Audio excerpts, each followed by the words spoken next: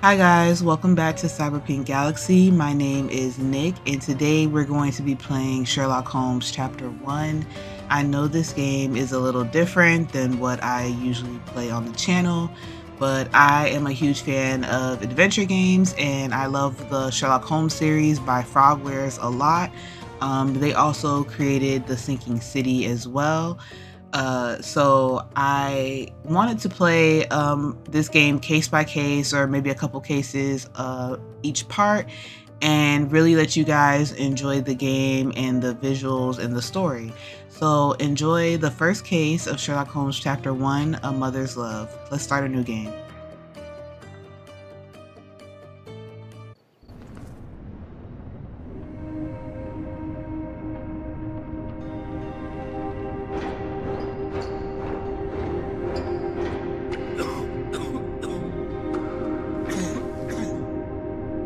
Ginger, that's what you need. A mouthful of the good stuff and you'll see the back of any seasickness. Thank you for your support, John. Don't suppose you actually brought any ginger? No, I don't get seasick. Terrific. Don't worry, Sherry. We've almost arrived at Cordona. I can see land through the porthole. So much for docking by tea time.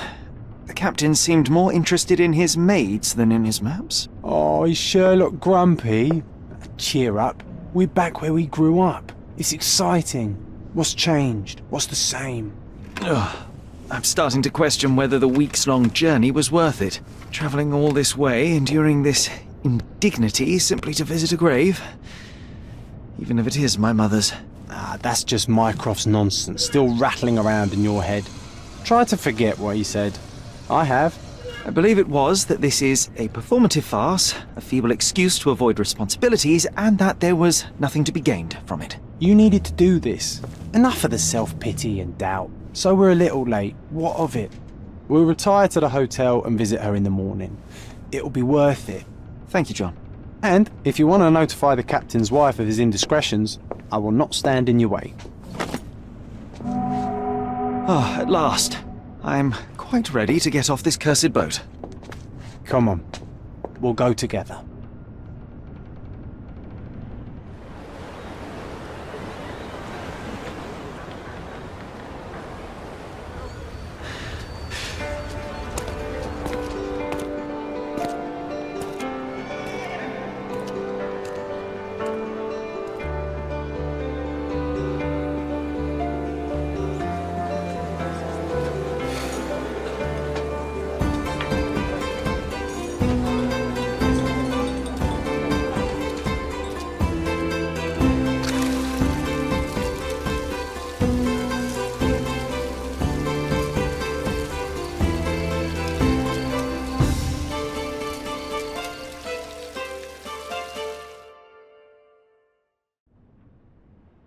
Hey, Sherry. Come on, catch up. Yes, yes.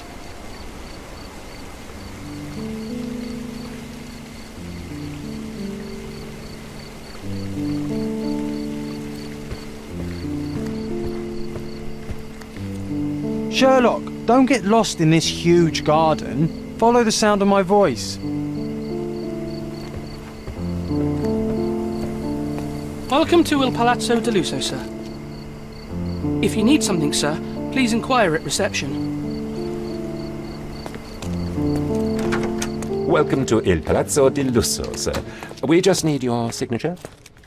Would you kindly sign these papers, sir? There you are. Ah, Mr. Holmes. Yes, we have room 221 prepared for you. I see it was reserved for 2 people. Would you like a second key? Oh, no, I think we'll stick together. Very good. Rooms are upstairs, sir. Welcome to Cordona. Hurry up, Sherlock. I want to see our room. I hope there's a balcony with a view.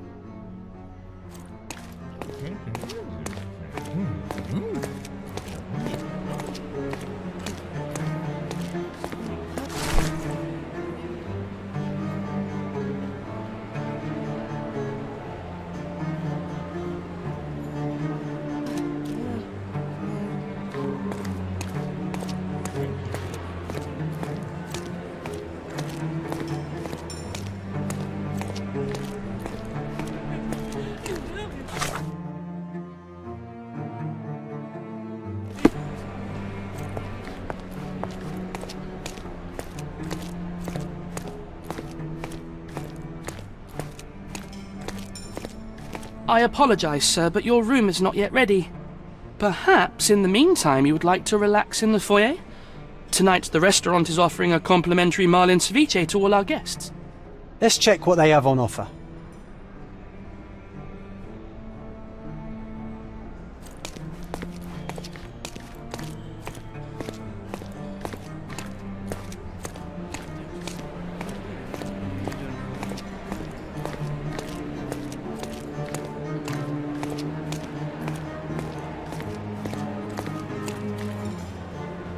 Hey, Sherry.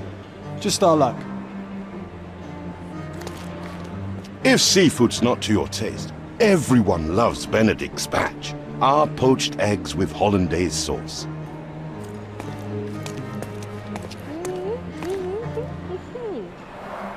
A medium, John. Haven't we been through this already? Come on, it's not like we've got anything better to do.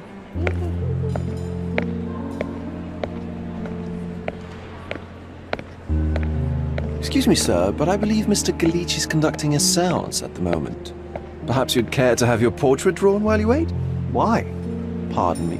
Why should I sit for a portrait? Sir, it's art. It doesn't need a why. It is its own justification. All things require justification, be they objects, systems, or beliefs. How about art as the lens through which we see the truth of the world? That's backward. Truth is not subjective and not complicated. It's just the truth. It either is or it isn't. You do not need a lens to see it, just an open mind. Ha! That seems rather close-minded. Truth, like beauty, is in the eye of the beholder.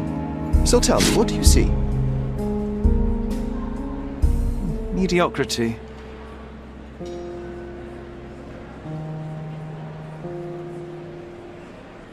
Come now, Sherry. What did he do to deserve that? The servant mentioned ceviche at the bar, Sherry. You should grab us some, and I'll find us a table. I'm starving.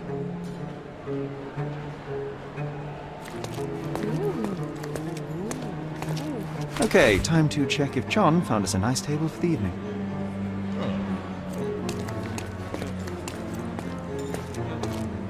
Sherry, I'm over here with my new Ursine companion. What are you waiting for? Put the dish down so we can tuck in.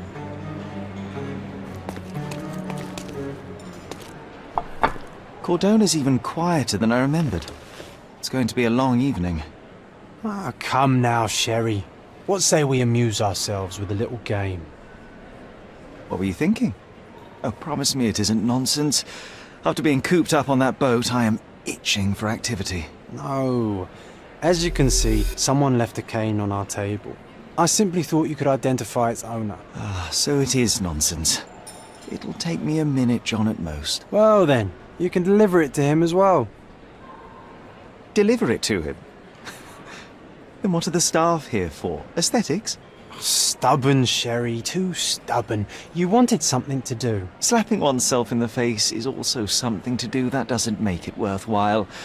But all right, let me take a look. No matter how long you stare at the stick, it's not going to walk itself to its owner.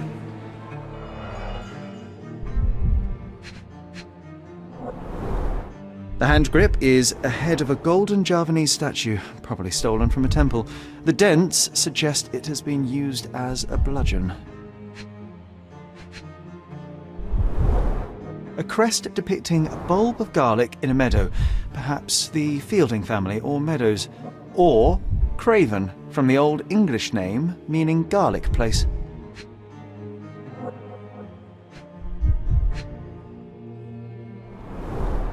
The cane is made of ebony, it's worn uncared for, and bears the scars of numerous hits. This cane is an expensive and ostentatious weapon. Its owner must be vain, volatile, and of noble English blood. Take it with you, Sherry. Let's return it to its owner. All right, I hope you noted down your observations in your casebook. But how are you going to find this nobleman? The cane itself is not enough. I may have to ask other guests if they saw who was here.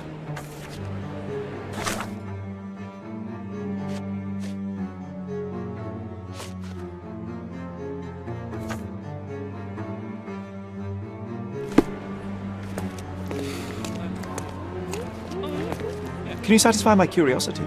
That's a question I can answer.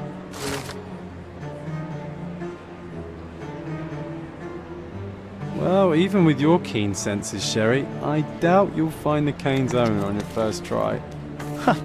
And would you be confident enough to bet on it, my friend?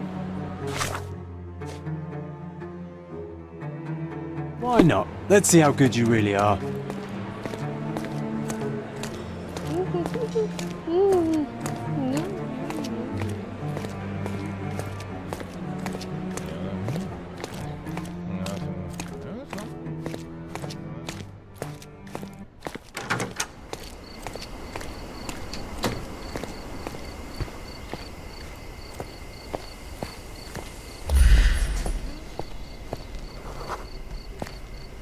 Do you know anything about this?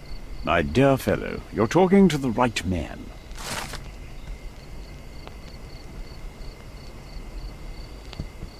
Hey, Sherry, don't we now have the perfect excuse to visit the seance? I'm just going to give the cane to its owner. You will not persuade me to take part in this show.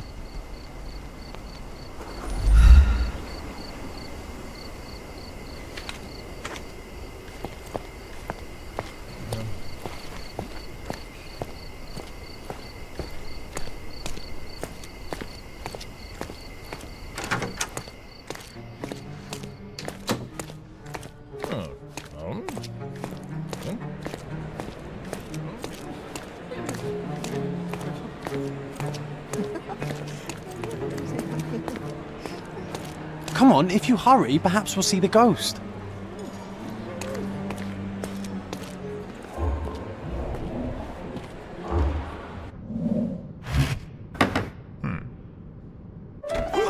This hotel, this island, it's full of thieves.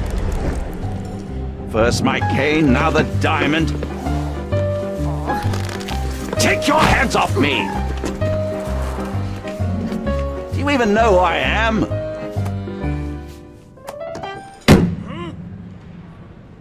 Hey, boy! That's my cane! I get that a lot. It's a very common design. What? No, that's a custom-made. A joke. A joke. It was left at my table in the restaurant. I thought it deserved to be returned. Well, I'll be...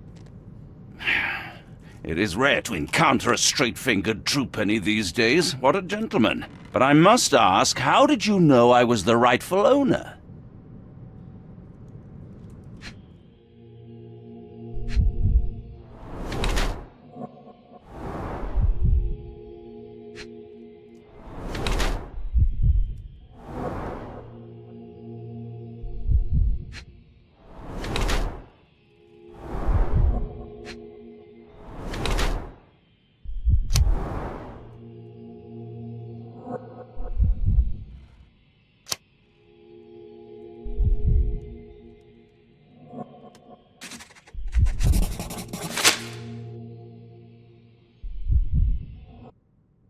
Simple deduction. Your cane told me everything I needed to know. I was after a strong middle-aged man with a keen interest in adventure, noble blood, and affection for strong drink.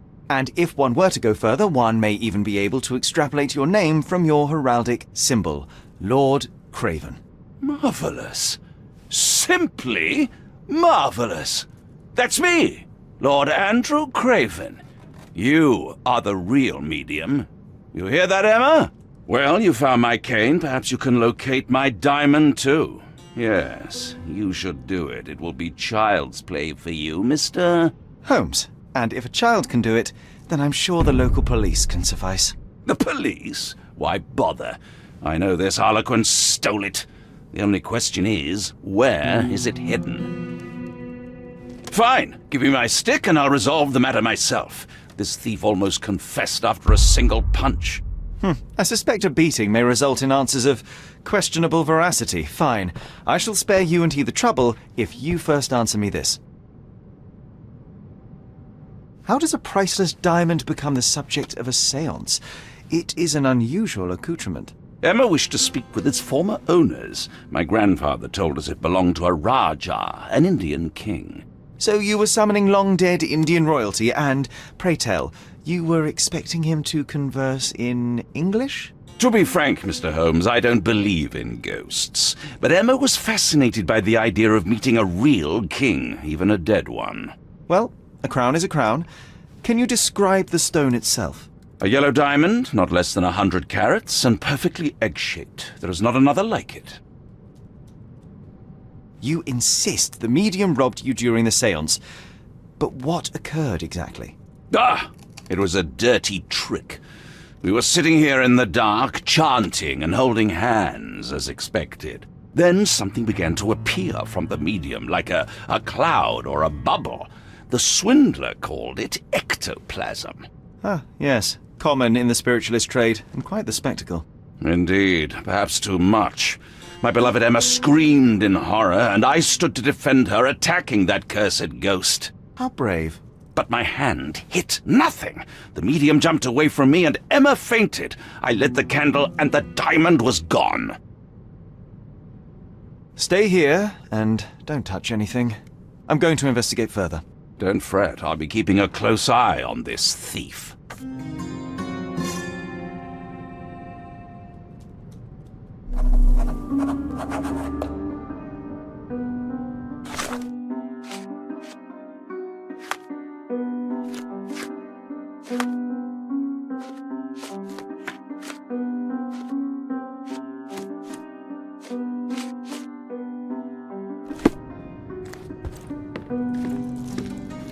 Oh, I love the ambience. Nice and creepy.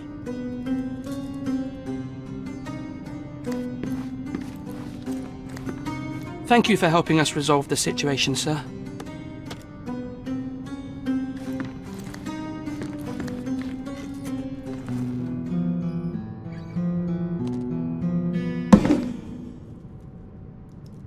What happened here? I don't know. The ghost. I summoned it as usual, but then it all went wrong. The lady screamed and pointed at Lord Craven. And there was a shadow. Such a mystical force. It terrified the lady. And it must have taken the diamond. Who else could have? Do you feel the presence of any supernatural entities at the moment? Are you joking, sir? My nose is broken, this maniac wants to kill me, and you're asking about the spirits? I suppose this can wait. I will investigate, and the culprit will be identified. But the stubborn brute Lord Craven blames me right now. As if I could do something like that. Perhaps you can reason with him? Please? I didn't take the diamond, I swear. Was this covered on purpose? Of course. It is very dangerous to leave a mirror exposed during a séance. The spirits may become enraged. Or someone may notice the trick they should not see.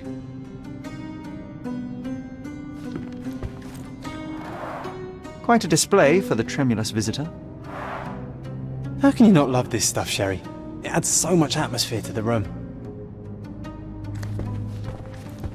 Pale skin, quickened pulse, unsteady breathing. She's barely conscious. The feebleness of women. Really, Sherry? Poor thing. Find the stone, Mr. Holmes, and quickly.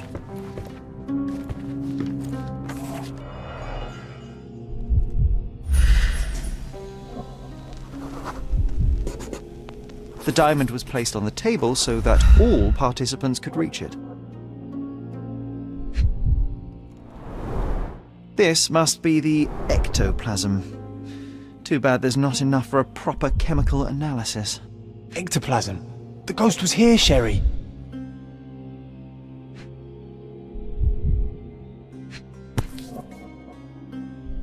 This brooch is old and cheap, but the moth design has its charms.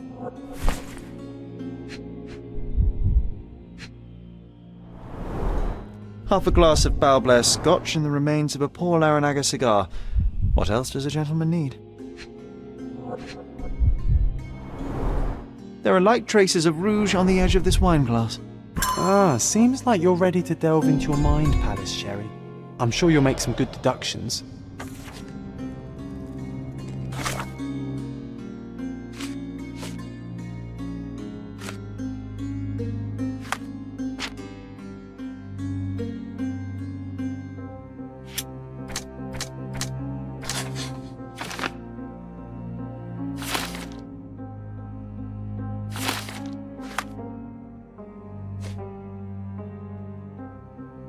It seems there may have been an unexpected visitor outside the window.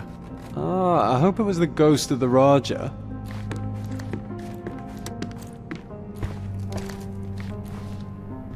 This hefty chair has nearly broken after hitting the wall. Could one man even lift it? At Cambridge, I was captain of the rugby team. It was no place for weaklings.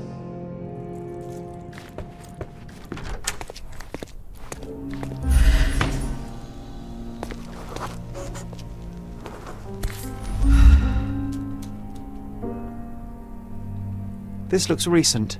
A shoe with a broken heel will surely leave scratches. All right, John. Do you think a ghost could leave this footprint? I'm reserving judgment. Use your keen eye to follow the trail.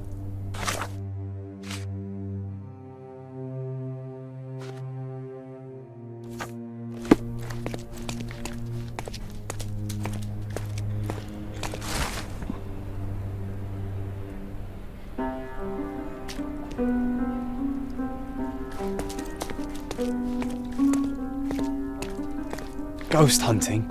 This case gets more exciting by the minute.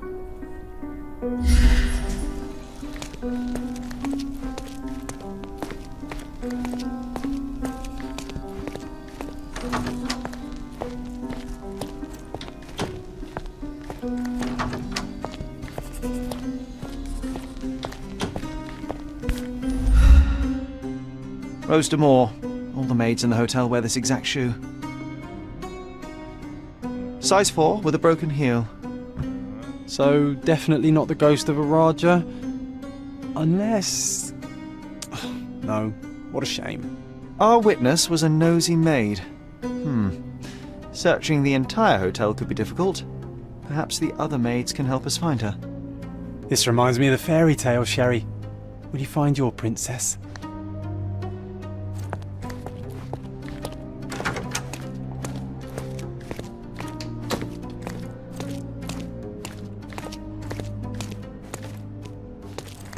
May I ask for your assistance? You look like an honorable man. I have some information for you.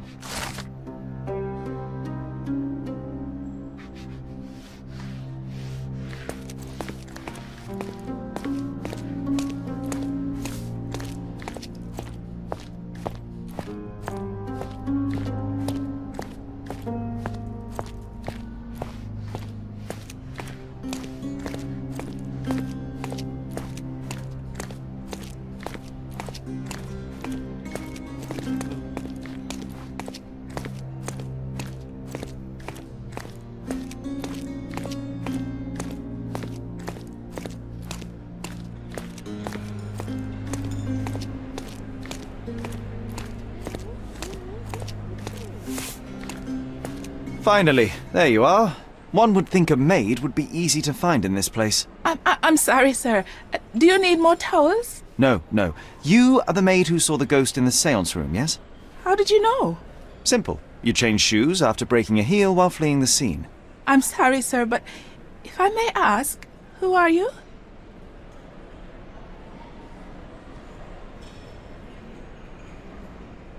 A precious diamond was stolen during the seance. Lord Craven entrusted me with its recovery. I'm sorry, sir, but we are forbidden to discuss the private matters of our guests. Are you also forbidden from peeking into private rooms, Miss? Saletta. Lucia Saletta, sir. Tell me, Miss Saletta, what would your manager say if he knew you were spying on guests? Oh, please, sir, don't tell him. I have a family. I need this work. I won't, but only if you answer my questions truthfully. And don't play coy. I can tell. Describe what happened during the seance. A lady and two gentlemen were sitting at a table, touching their hands to something. The medium started to whisper and chant, and a ghost appeared. A ghost? You're confident? It was unearthly, sir. It grew from the medium's chest. A glowing cloud or a bubble. I pressed closer against the window to see better. And the lady saw you? How did you... Yes! She screamed and pointed, so I hurried to escape, and I broke my heel. But I did see the ghost. A sickly, evil thing. And that's all you can tell me? Did you see any of what happened next? The medium, Mr. Galici, he was doing something with the ghost. He grabbed at it like he was trying to catch it. And then I ran. I suppose I should be grateful you endured these horrors for such a long time. All right, I have your account memorized. Good day. You scared the poor girl, Sherry. Did she really deserve that? We all got what we wanted. She talked. I stay silent. Oh, let's get back to the crime scene. I always love seeing you explain simple things to simpletons. The ghost. Oh, sir, I'll remember it forever. This painting looks authentic, but it's just a talented imitation.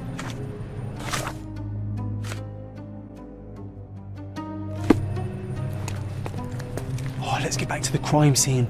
I always love seeing you explain simple things to simpletons.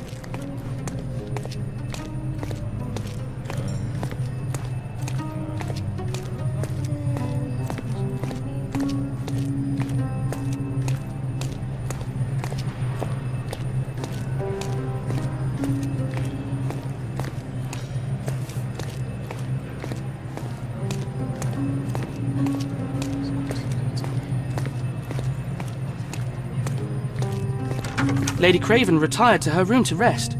Lord Craven remained here until the staff reported that the medium was locked in his room.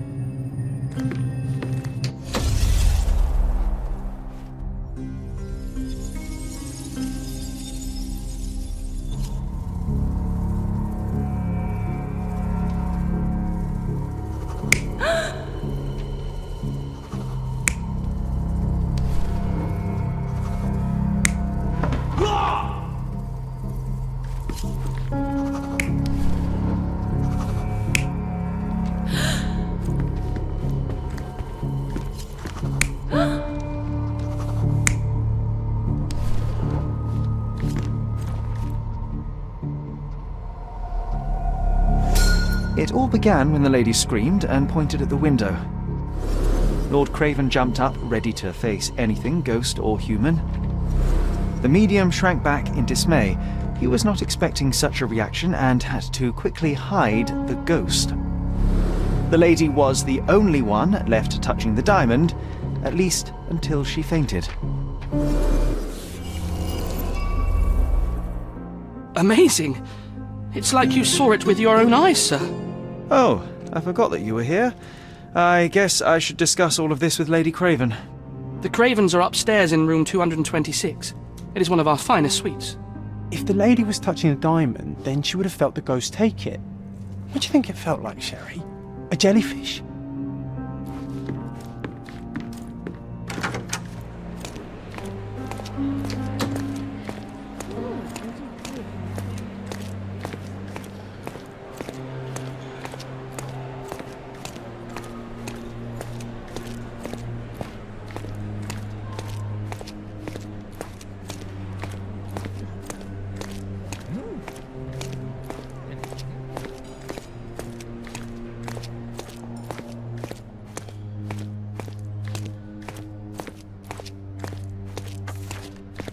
Lady Craven is not who she seems.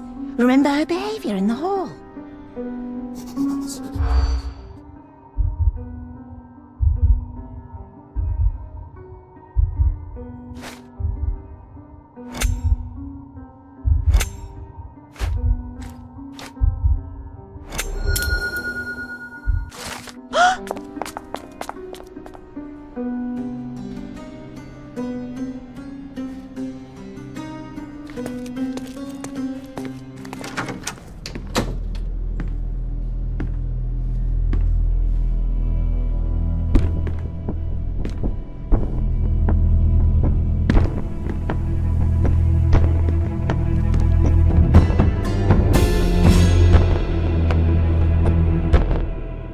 You're here, at last. I didn't do that. I swear, I found her this way. Well, I did have some questions for her, but it seems I've arrived too late. Now it's a matter for the police. Mr. Holmes, you said it yourself. They're children. They'll only make things worse. You promised me you would investigate. Investigate a theft, not a murder. Fear not. I will tell them all I've uncovered. Please. Please help me. The police will surely accuse me of Emma's death. You are the only one who can find the truth. Fine, but only because it's slightly more interesting than the walls of my room. Tell me what happened. Look, after you left, I waited in the seance room until the servants locked up Mr. Gallici, the medium. And was your mistress there too? Oh, so you know?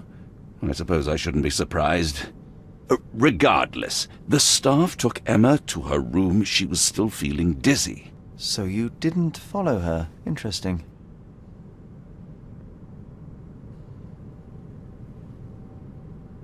Where did you go instead? To the bar. It had been almost an hour. I see. And how long did you stay? I partook of a well-earned whiskey or two before retiring upstairs. Ask anyone there. Is Mr. Gallici still being held? And where did the servants secure him? He's in room 225. But that pigeon-livered man at the reception desk refused to give me the key. Well, I will have to visit reception myself then. Perhaps he will listen to reason. Now we arrive at the tragedy at hand. So what transpired after your detour to the bar? I headed up to my room to find Emma on the bed. I didn't pay her much attention at first. I was still preoccupied with that damned medium. But when I realized she was silent, I drew closer and discovered she was dead. What's more, the diamond lay right there beside her. Oh, well, that is splendid news. Splendid? The return of the diamond will be cold comfort if I live out my days in a jail cell. You must help me. Let me see what I can find. Barely an hour has passed and you already have yourself a murder mystery, Sherlock. Why am I not surprised?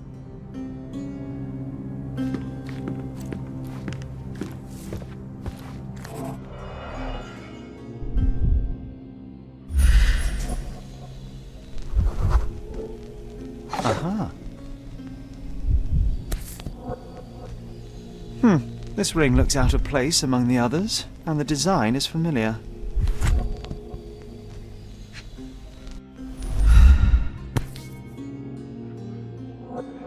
Virtus audacta sapit. Courage tastes bold. A unique family motto.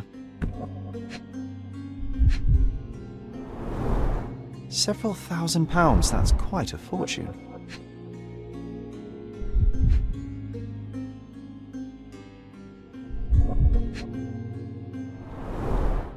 Fard Rouge Calomel Mascara, a real altar of beauty for the travelling temptress. The mystery deepens. A victim with a checkered past and poor taste.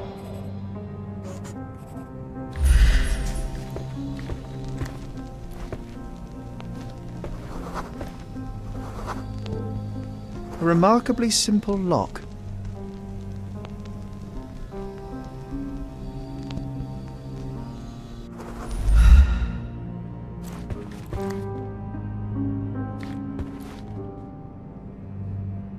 So young and so dead. Another mystery to investigate, my friend.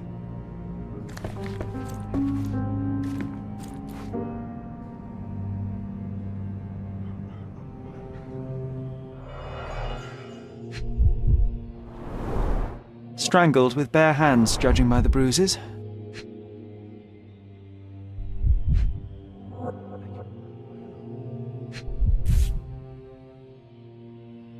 This must be the missing diamond.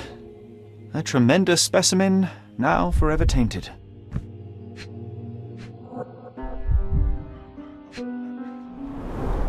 Everything was tipped out of the bed as if it was searched. Do you think she stole the stone? It's certainly possible, but we won't get her confession now. Well, there is a professional medium right next door.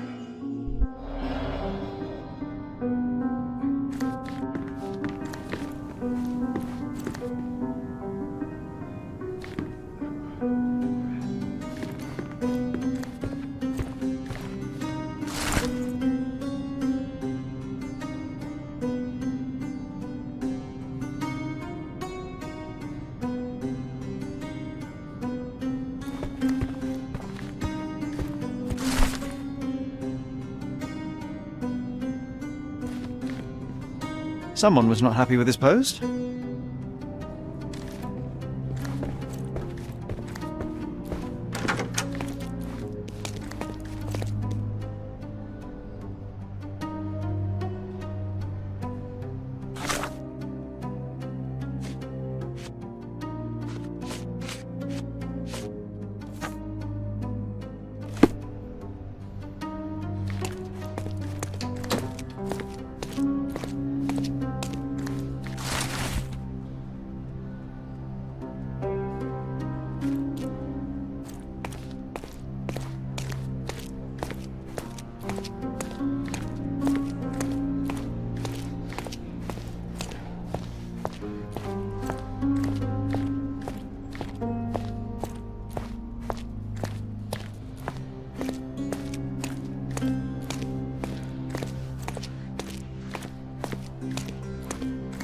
Give me the key to Luca Galici's room.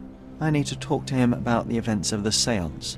I suppose you are an impartial outsider. All right, but please do not give it to Lord Craven. We do not want to see our reputation damaged further. Awkward. They still don't know what a nasty surprise awaits upstairs. Hush. No need to cause another ruckus. The last thing we want is the police to come meddling.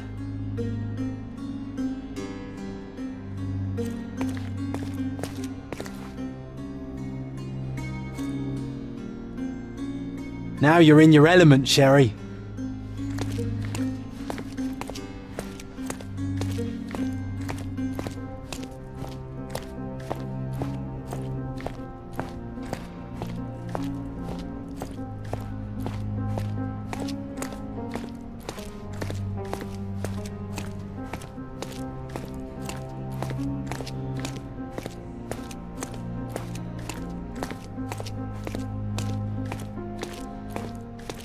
Those are the sharp eyes of a man with a bright mind. Almost like mine. Whoa, what a breathtaking man.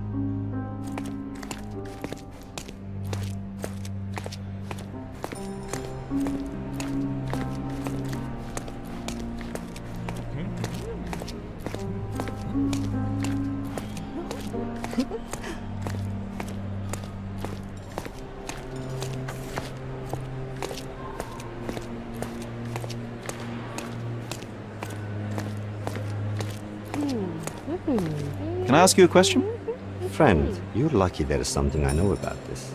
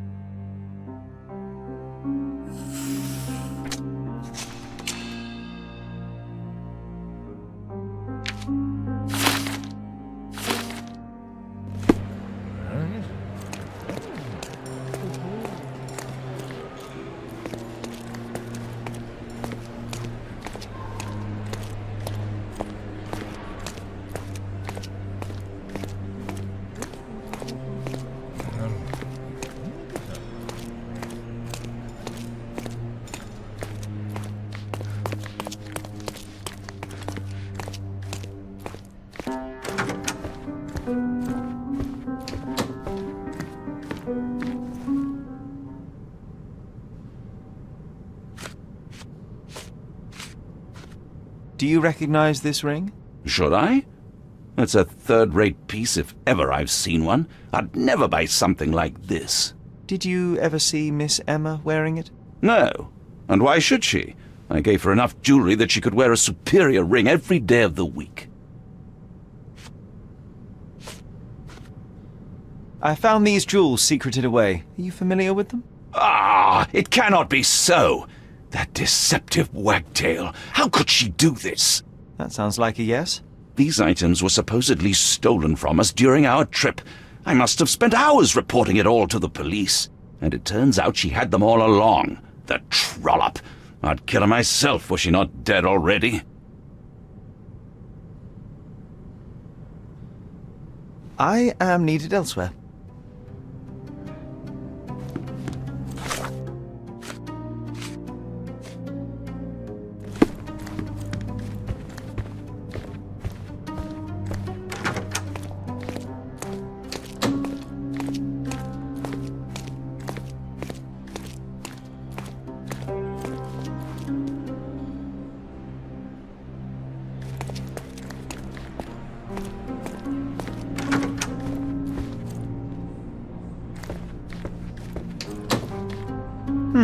Someone is making the most of his stay.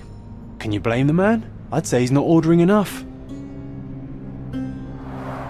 Tools and accessories for masterful prestidigitation. Or weapons and defenses against visitors from the great beyond.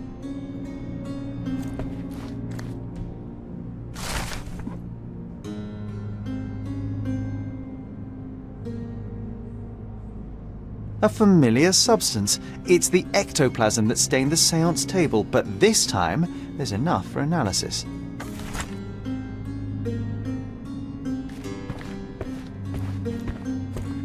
Do you always travel with your books, Mr. Galici? I do. In my line of work, one needs resources available to help deal with the unpredictable and unworldly. You always take me to the best of places, Sherry.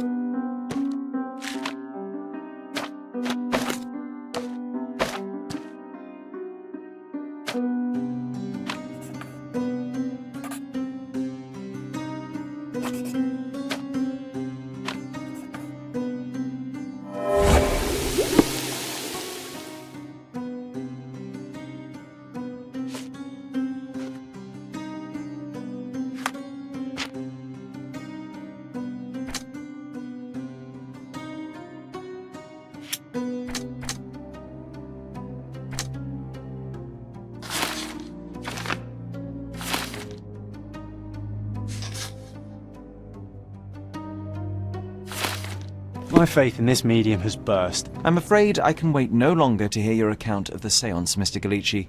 So please, tell me what you saw. Lady Craven wanted to meet the spirit of the Raja. My conjuration was successful. Perhaps even too successful. I am sure the spirit was the only one who could have taken the diamond. Lord Craven needs to leave me alone. Do you think the police will believe you? Of course. I didn't take anything, and spiritual phenomena are beyond their control. Or should I summon the ghost again so they may attempt to handcuff it? I think I would prefer to begin my investigation in the physical realm.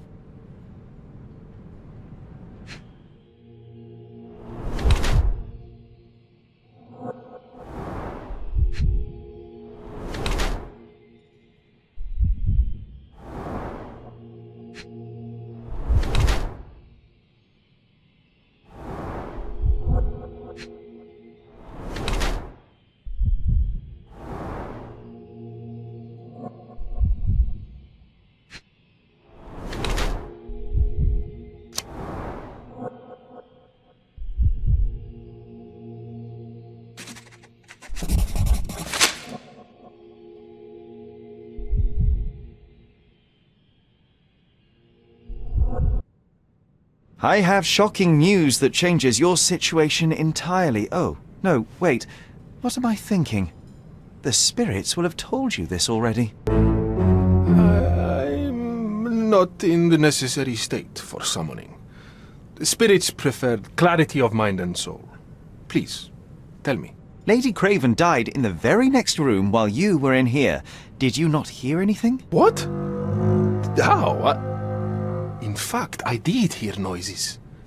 That Craven is a very loud man, but I never thought he would do that to his wife. Well, you claim to be a medium. Perhaps you could ask her spirit why. What? No, it's too dangerous. Oh well, at least I can make the dead talk.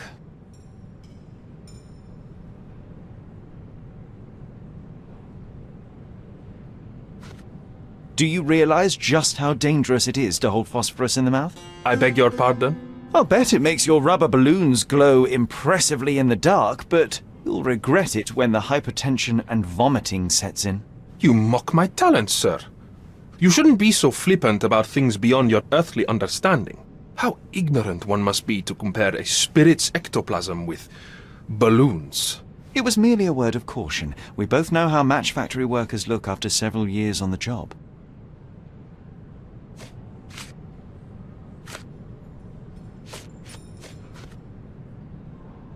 That's a remarkable pin of yours, Mr. Galici. Does it have any meaning? The butterfly? It's a reminder of a time in which I was truly happy. What a coincidence. Lady Craven had a ring with the same design. A coincidence indeed. I suspect it is a common theme in jewellery. Those scratches on your hands look rather painful. What happened to you? It was those savage servants. They were so rough bringing me here as if I was trying to escape. When I'm free, I'll demand compensation.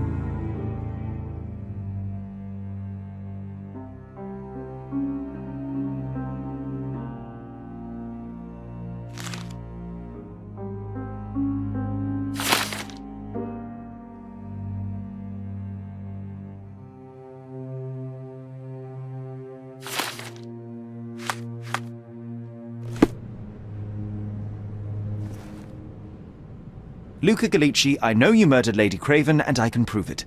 That would be a grand story for the newspapers. But where's your proof? I was locked in here and could not hurt a fly.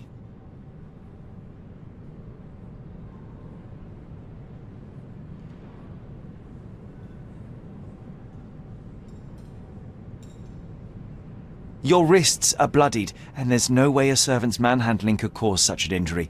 It was Lady Craven as you strangled her. You are fantasizing, Mr. Holmes. As for the motive, it's obvious that you deduced that Lady Craven was the real thief. Of course, it helped that this was not your first encounter with Miss Emma. I don't know what you're talking about. How on earth can you believe this? I think the police will easily find the proof when they browse their archives. Yes, the locked room. Good of you to mention it. I inspected the door between the rooms, and the lock on it is piteous. You could open it with a penknife. So I am now a burglar, as well as a thief and a murderer? It is done, Luca. You will be arrested. Your best strategy now is to confess and hope your reasons were justified. I don't know how you figured it out. But yes, I killed her. I had to. This woman could not get away with ruining my life twice. Twice? I knew Emma before she was a lady. I mean, she pretended to be noble back then too. But only so our gang, the Moths, could steal from those snobs. She betrayed us, stole all our money and disappeared, leaving us to rot in jail. I was young. I spent 3 years in that hell. And tonight, she tried to set you up again. Did she recognize you? She didn't. I came to her afterwards, pleading that she drop this farce, but she laughed in my face. I just remembered my time in the clink, all I suffered while she indulged. And I grabbed her throat.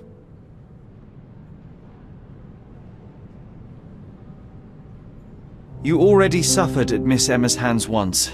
I'm not convinced you deserve to suffer again. I can't help but notice the window latch seems faulty. Perhaps I should leave you here alone and fetch someone. I'm afraid it may take me some time. Thank you. Thank you. The police won't notice your disappearance immediately. Run, leave Cordona, and try to lead a decent life. I won't forget your kindness. I owe you everything, Mr. Holmes. Stop wasting time. Run. Open the door, Mr. Gallici. Don't make it worse. We know you're in there. Imbeciles, why are you dawdling? Step aside.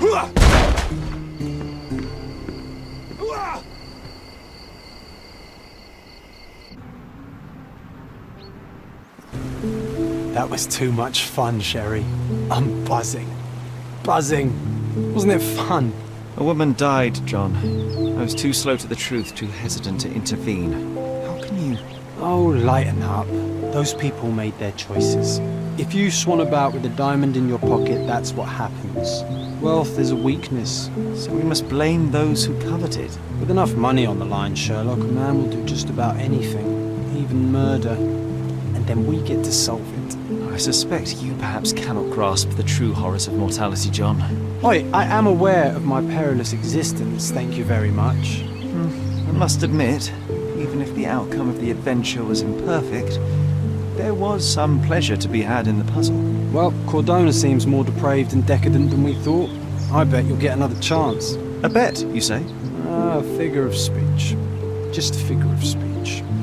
Damn. Well, take one last look at the view, then we must be off. It's time to do what we came here for.